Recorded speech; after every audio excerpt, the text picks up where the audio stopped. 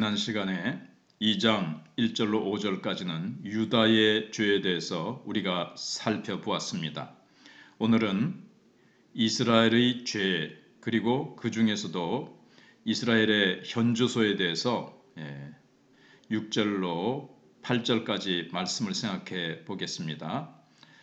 여호와께서 이와 같이 말씀하시되 이스라엘의 서너 가지 죄로 말미암아 내가 그 벌을 돌이키지 아니하리니 이는 그들이 은을 받고 의인을 팔며 신 한 켤레를 받고 가난한 자를 팔며 힘없는 자의 머리를 티끌 먼지 속에 발로 밟고 연약한 자의 길을 굽게 하며 아버지와 아들이 한 젊은 여인에게 다녀서 내 거룩한 이름을 더럽히며 모든 제단 옆에서 전당 잡은 옷 위에 누우며 그들의 신전에서 벌금으로 얻은 포도주를 마심이니라. 아멘.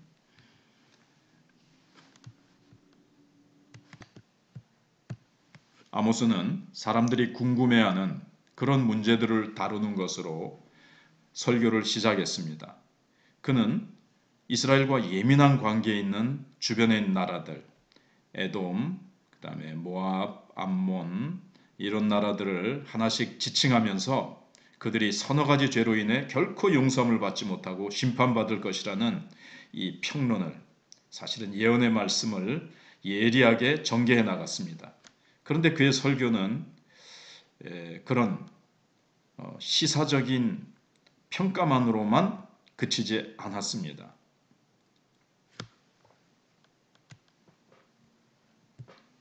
아모스는 화살을 이스라엘에게로 돌려서 그들의 깊은 죄를 들춰내기 시작했습니다. 아모스가 처음에 여러 나라의 문제들을 이야기한 목적이 바로 여기에 있었습니다. 이스라엘 백성들은 깨닫지 못하고 있지만 사실은 그들 자신들도 무서운 죄에 빠져 있다는 것, 이걸 이제 깨닫게 하기 위해서 처음부터 그 말을 하면 튕겨져 나갑니다. 그렇기 때문에 그들이 관심을 가지고 있는 예민한 주변의 나라들에 대해서 이야기를 하면서 그들의 주의를 집중시킨 다음에 이스라엘의 죄를 이제 지적해 들어가기 시작한 겁니다. 그런데 이스라엘의 죄는요, 주위 모든 나라들의 죄를 합친 것보다 훨씬 심각한 것이라는 사실을 아모스는 보여주고자 했던 겁니다. 우리는 우리 사회에서 일어나고 있는 여러 사건들의 의미를 알고 싶어 합니다. 그러나 하나님께서 중요하게 생각하시는 것은 지금 내 영혼이 어떤 상태에 있으며 우리 교회가 어떤 상태에 있느냐 하는 것입니다. 국가 사회적으로 일어나는 여러 가지 주변의 환경적인 상황, 그것도 물론 중요하죠. 그러나 그것보다도 하나님이 더 관심을 가지고 계신 것은 자기 백성들의 영혼의 상태, 그것을 주님은 드러내 보이시기를 원하시고 어떤 상태에 있느냐, 그걸 그들이 알기를 원한다는 겁니다. 우리 자신이 죄에 대한 불감증에 빠져 있다는 것, 그러면서도 스스로 얼마나 자신이 심각한 상태에 처해 있는지 모른 채 살고 있다는 것을 오늘 아모스는 지적하고 있는 겁니다.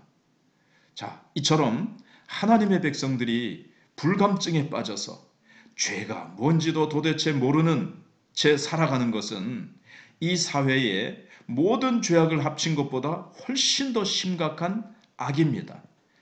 교회가 죄의 불감증에 빠져서 타락하면요, 사회에서 아무리 국가사회적으로 잘 살려고 발버둥을 쳐도 안 됩니다. 그러나 교회가 은혜를 받고 하나님의 말씀 안에 거하면 그 축복이 국가사회로 흘러나가서 아름다운 꽃과 열매를 맺히는 것들을 우리가 성경 말씀을 통해서 잘 알고 있습니다. 자, 그러면 이제 이스라엘의 현주소에 대해서 더 본격적으로 생각해 보겠습니다. 첫째는 경제적인 부분에서 그들의 모습이 어떠냐 하는 겁니다. 2장 6절에 보면 여호와께서 이와 같이 말씀하시되 이스라엘의 서너 가지 죄로 말미암아 내가 그 벌을 돌이키지 아니하리니 이는 그들이 은을 받고 의인을 팔며 신 한 켤레를 받고 가난한 자를 팔며 그랬습니다.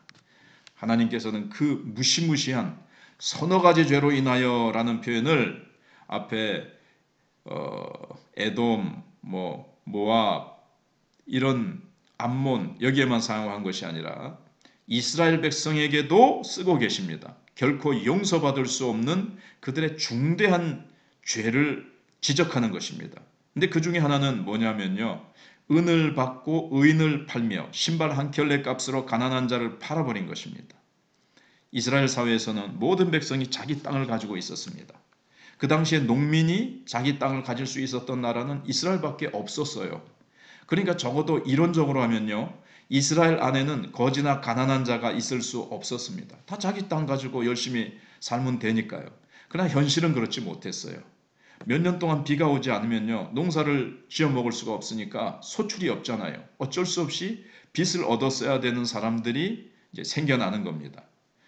그러나 빚에는 모두 높은 이자가 매겨져 있었습니다.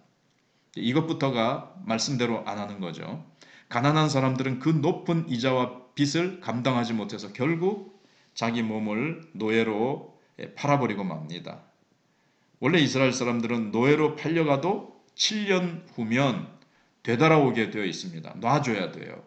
자유와 해방을 줘야 됩니다. 그게 율법의 정신입니다. 율법에 기록되어 있습니다. 그런데 7년 만에 집에 돌아와 보니까 사정은 어떻습니까? 어떤 부자가 자기 땅을 차지하고 있는 겁니다. 그들은 이웃 사람들을 은으로 매수해서 이 사람은 전에 이 땅에서 살던 주인이 아니다 라는 거짓 증거를 하게 했습니다. 이것이 은을 받고 의인을 파는 것입니다. 사실 이웃의 입장에서 보면요. 가난한 사람이 돌아와서 농기구도 빈손으로 돌아왔잖아요. 그러니까 농기구도 빌려달라, 소도 빌려달라, 또 씨앗 종자도 빌려달라. 그럼 많이 귀찮습니다. 그러니까 이미 땅을 차지하고 있던 부자에게 은을 받고 원래 주인을 내쫓아 버리는 것입니다. 참 죄악된 것이죠. 어렵고 힘든 형제를 도와주고 사랑으로 섬길 생각은 하지 않고 말씀대로 이웃을 사랑하라고 했는데 이렇게 말씀대로 살지 않고 욕심에 가득 차 있는 이스라엘의 모습에 이 타락한 모습을 아모스는 지적하고 있는 겁니다. 그러면 신 한 켤레를 받고 궁핍한 자를 팔며라는 것은 무슨 뜻일까요? 자, 빚을 얻어 쓴 사람이 이자를 갚기 위해서 있는 돈 없는 돈 다 긁어 모아서 가져옵니다. 그런데 계산을 해보니까 신발 한 켤레 값 정도가 모자랍니다. 가난한 사람은 애원합니다. 제가 가진 거를 있는 거 없는 거 다 긁어왔는데도 약간 모자라네요. 조금만 사정을 봐주셔서 요만큼만 좀 깎아주십시오. 그런데 그만큼을 깎아주지 않고 노예로 팔아버리는 겁니다. 한 번, 두 번 봐주기 시작하면 자꾸 봐줘야 하니까 안 된다는 거예요. 물론 정확히 돈을 갚지 못했기 때문에 법적으로는 하자가 없을지 모릅니다. 그러나 하나님께서는 너희가 언제부터 그렇게 법을 따졌느냐?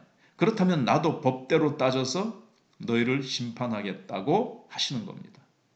너희들 말씀대로 살지 않았지. 하나님께서 그대로 갚으시는 거예요. 이스라엘 백성들은 법으로 사는 사람들이 아니라 은혜로 사는 사람들이었습니다.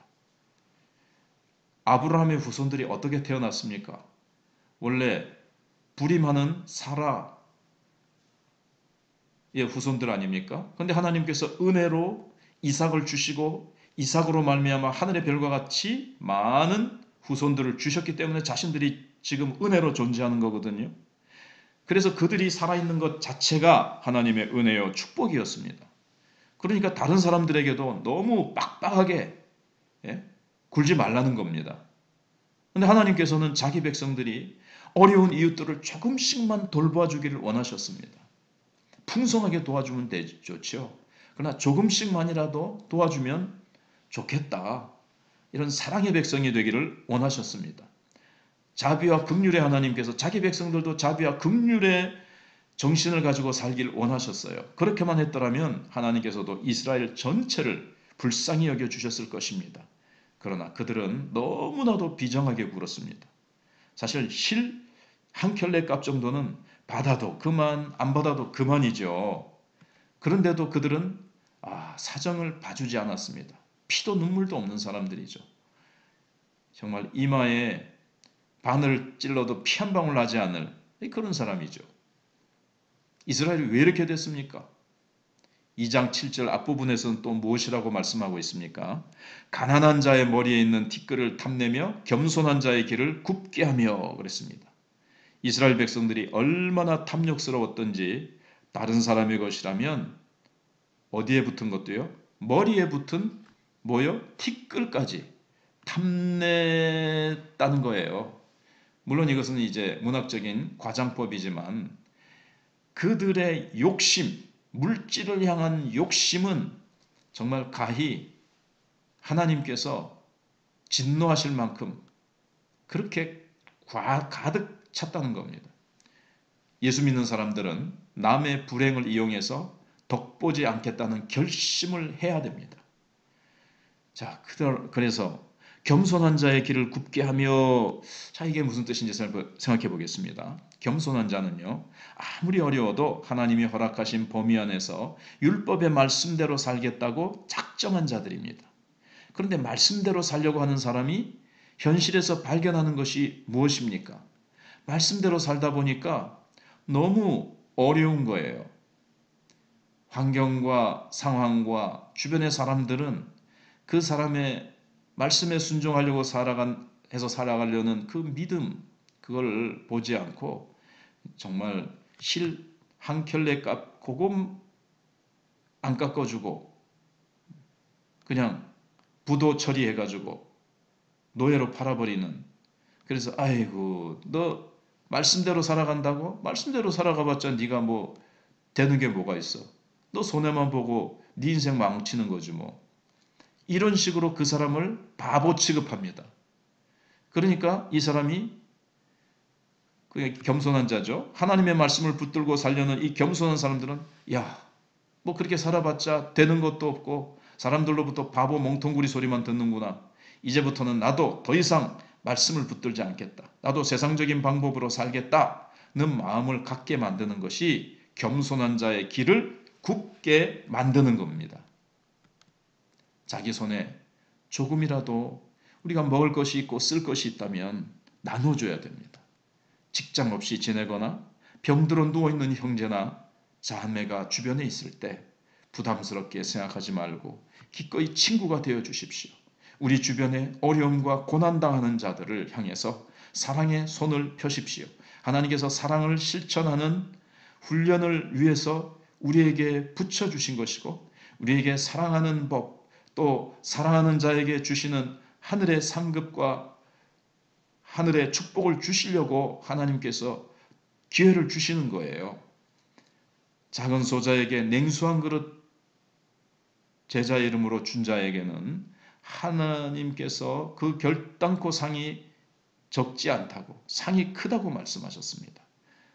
우리에게 큰 상을 주시고 싶으셔서 가난한 자들이 우리 주변에 있는데 우리가 정말 하나님의 마음을 품고 긍휼과 자비와 사랑의 마음을 품고 그들을 돌아보고 잘 나누어 주며 그들을 도와주며 일으켜 주는 우리 모두가 되어야 되겠습니다. 아멘.